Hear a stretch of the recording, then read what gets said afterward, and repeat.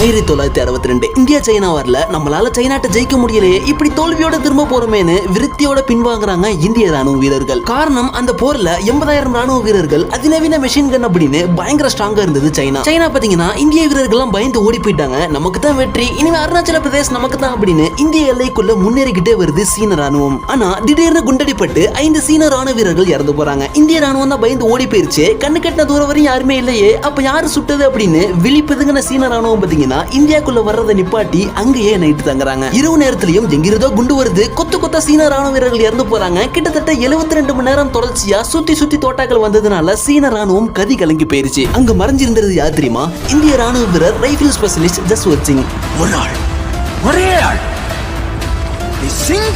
சீனாக்காரங்களுக்கு பயந்து என் தாய் நாட்டை விட்டு கொடுக்க மாட்டேன் அப்படின்னு ஒரே ஆளா நின்று 300 சீன ராணுவ வீரர்களை கொண்டு குவிச்சிருக்காரு அந்த வீரர்.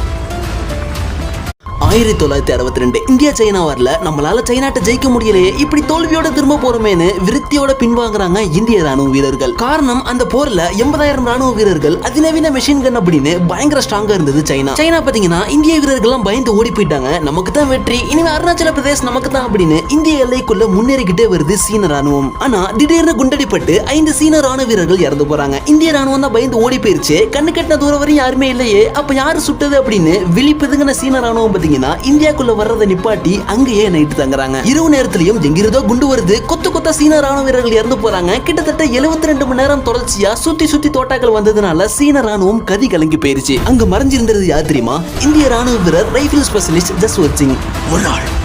ஒரே ஆள் சீனாக்காரங்களுக்கு பயந்து என் தாய் நாட்டை விட்டு கொடுக்க மாட்டேன் அப்படின்னு ஒரே ஆளா நின்று 300 சீன ராணுவ வீரர்களை கொண்டு குவிச்சிருக்காரு அந்த வீரர்.